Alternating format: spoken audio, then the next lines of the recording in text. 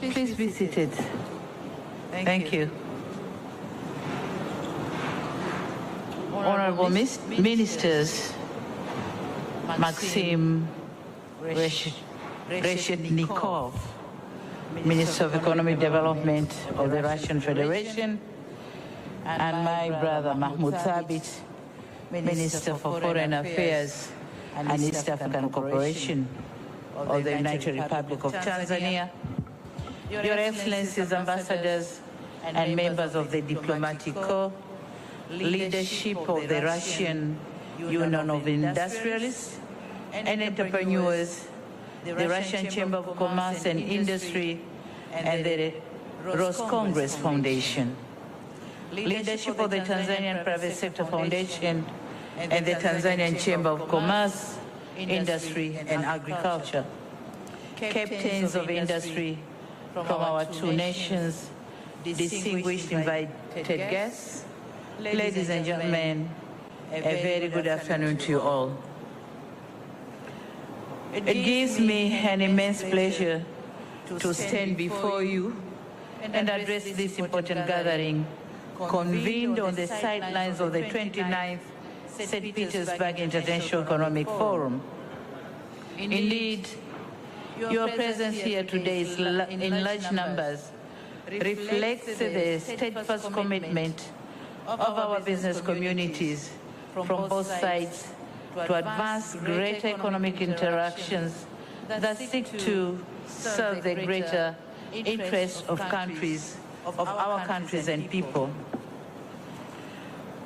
For me and my delegation, this gathering is not a detour or a distraction from the main event, but a well-thought-out plan to bring together members of the private sector to engage candidly, exchange ideas, showcase products, and form business ventures that will extend far beyond the walls and corridors of St. Petersburg. It is simply not a gathering of rhetorics, but a gathering of great minds that see merit in advancing beneficial partnerships that deliver tangible results for the people of both our nations. I'm pleased to see in this room representatives of the most accomplished industrial entrepreneurs on the Eurasian region, Russia and Asia region, alongside the captains of Tanzania private sector. Some of them, I can see the faces over here, who are progressively contributing to national building. My presence here, therefore, is an invitation for collaboration for the two business and investment communities to agree on a common undertaking. Tanzania and Russia have been enjoying excellent historic friendship and cooperation for the last 6 decades, grounded by unity, solidarity, and mutual trust. In this case, we are definitely not starting from zero. We are taking off from a partnership that has gained a concrete ground. This is the perfect time now for us to concretize or to concentrate our efforts in facilitating greater economic engagements. Distinguished friends, to be honest, the existing level of trading between Tanzania and Russia does not match the status of our bilateral relations. Our bilateral trade by 2025 was below $500 million United States dollars. By 2024, Russia represents less than 1% of Tanzania's total trade volume. This is not where we should be. It is precisely this gap between the potential investment and trading and our actual performance that brings us together in this hall or in this room. Certainly, we have massive opportunities in different sectors of which we can work together for the betterment of our countries. Talking on business and investment potential in Tanzania, Already, Minister Maxim has touched on some of them. However, it would be remiss of me if I don't highlight some of the important facts that may be useful to this gathering.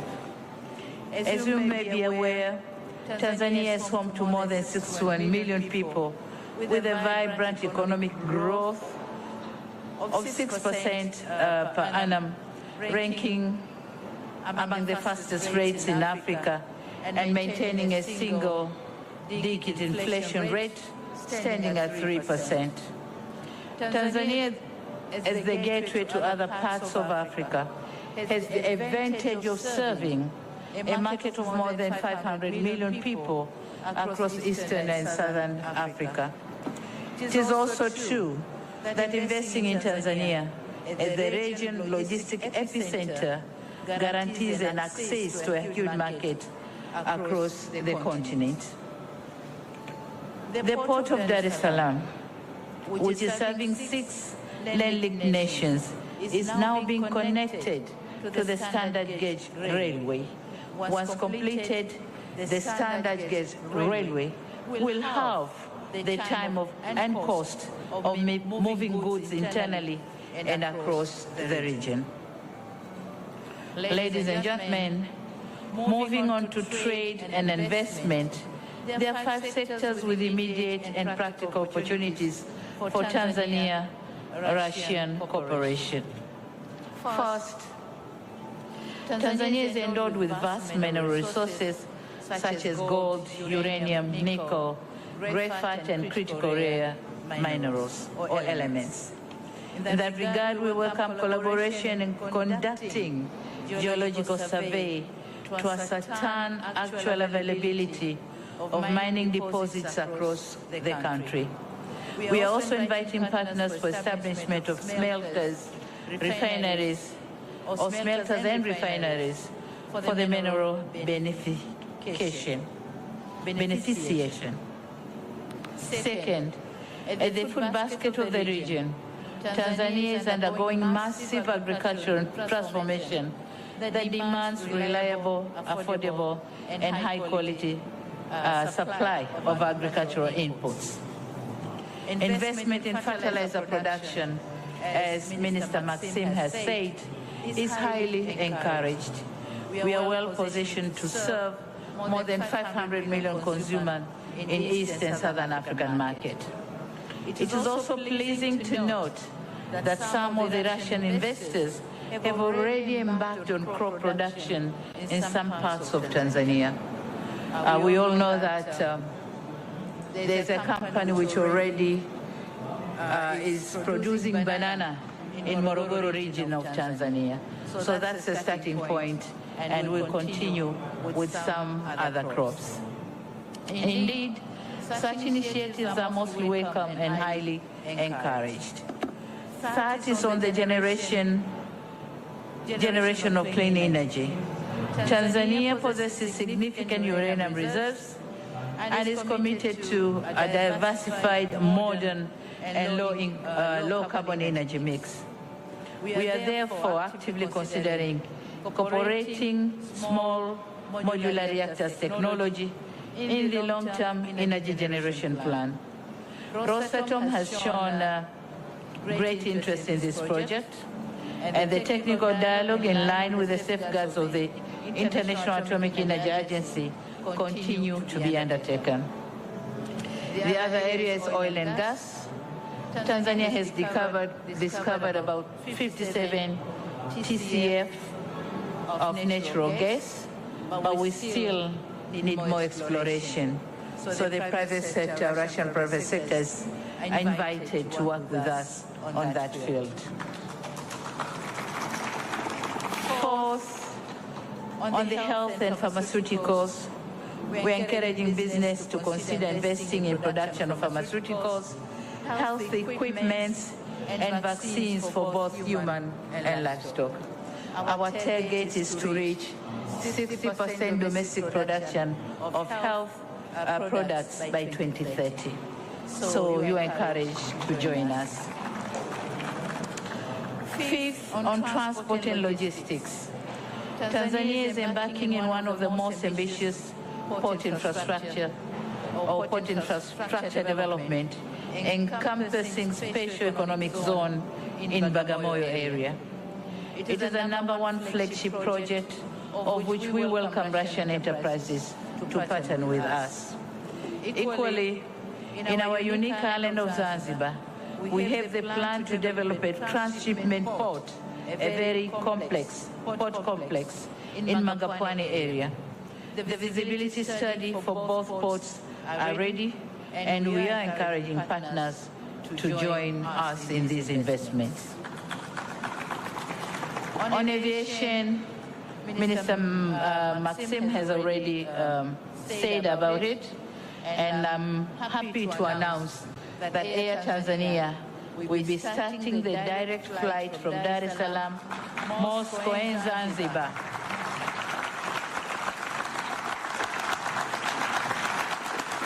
In the next month of July, and precisely 2nd of July. That's going to be the first flight to Moscow. Likewise, we look forward to Azur Air to commence direct flights from Moscow to Zanzibar. And this is an important milestone in strengthening trade and tourism. Distinguished guests, my role today has been to stimulate discussions. I'm aware that there have been business-to-business consultation before my arrival. My humble request to you is to keep the conversations vibrant and prepare to walk the talk. Move from rhetorics to actions. Talking alone won't bear fruits. So we should move from rhetorics to actions. My ministers and the rest of the team will provide comprehensive details on available opportunities in Tanzania. Please do not hesitate to engage them thoroughly. In conclusion, ladies and gentlemen, I wish to reaffirm my personal commitment and that of my government to further promote trade and investment between our countries. And without further ado, it is now my honor and pleasure. Are we closing or opening? We are closing, yeah? Or opening, because the discussion will continue.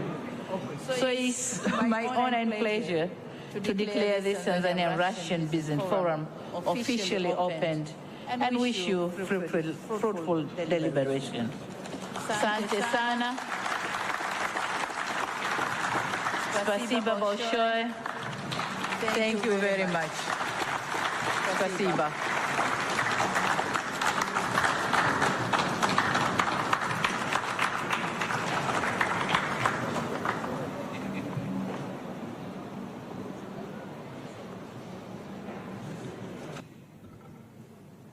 Asante sana, Madam President.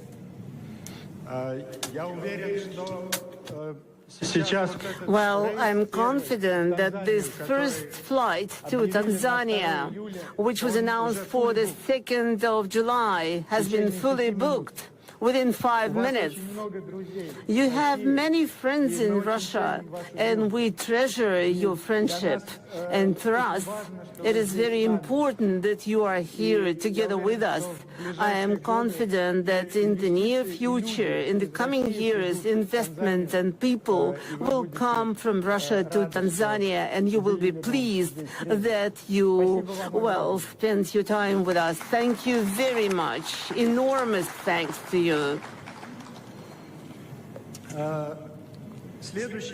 The next item of our agenda is the signing of a memorandum. Exchange of memorandum has been already signed, but it's an exchange of copies of the signed agreement between the Foundation Rose Congress and the and the Department for Investment of Special Economic Zone. And I want to invite my friend Gilead Diteri and Alexander Stuglia, Director of Roscongress. Gilead. Is Gilead around? He left. Is Gilead here? Yeah. Thank you. Gilead. Gilead, please come on stage, please. Please.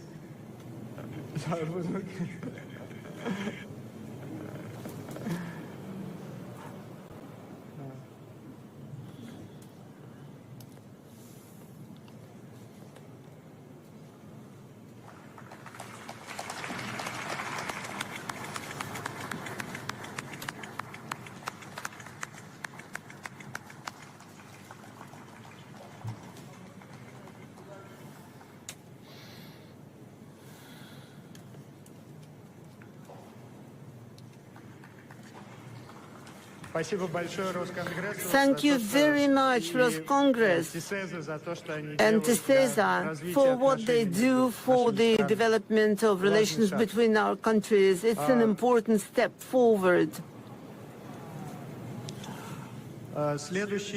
The next speaker is Peter Ivanov, Director of the recently established structure, Tanzanian-Russian Business Council.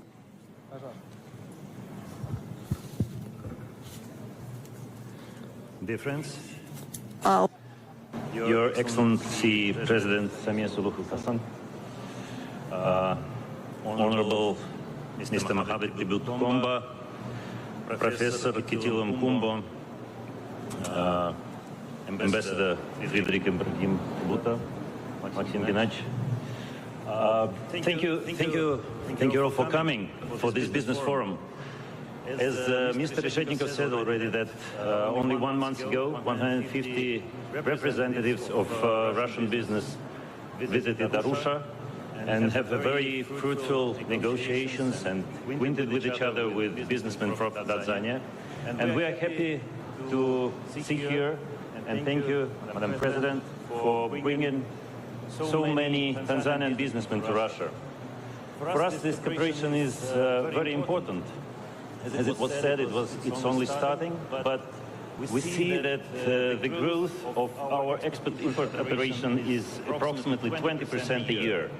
And we all understand that it leaves much to be desired. And this opportunity for businessmen from Russia and from Tanzania to communicate directly, to talk to each other, to sign contracts is only first step to long-living, long-lasting cooperation between our country, which is starting again from today, from this historical visit of Madam President to Russia. We have a very long historical relations. From the beginning of independence of Tanzania, Soviet Union and Tanzania cooperated with each other in education, in technology, in the social sphere, and we see that now we have to use this potential, to use it for further development. Of course, logistics is very important, and as Madam President said already, that development of Tanzania infrastructure, where Russian investors will be happy to take part in, is very important for mutual trade and cooperation. We see that Tanzania is becoming a new gate to Africa because of the Dar es Salaam port, because of development of railway, because new planes coming to airports of Tanzania, and it opens the gate to the East Coast, to not only to 6 countries bordering without sea, and to all 8 countries, but to the whole Africa. Because we are ready to bring our technologies, our knowledge. Our people want to come to Tanzania not only with the touristic purposes, as it always has been, but with our advanced nuclear technologies, without IT technologies, without data centers, with all the cooperation that could be given by Russian country to Tanzania and by Tanzania to Russia. We see the growth of export-import operations, but now it's mostly fertilizers coming from Russia, coffee coming from Tanzania. But the potential is much bigger, and I'm absolutely sure it will grow. And to be short, let's move from rhetoric to action, as the President said. We're ready for action, and we want to move together with you. Thank you very much for coming. Asante.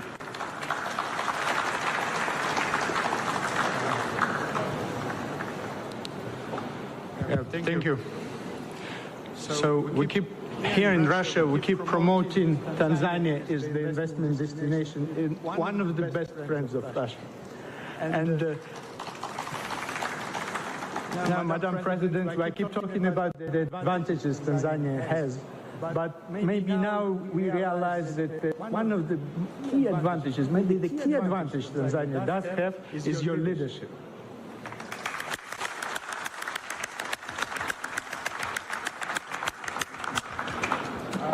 Thank you again for coming. And let me announce the leave of Her Excellency, Madam President of United Republic of Tanzania, Samia Suluhu Hassan.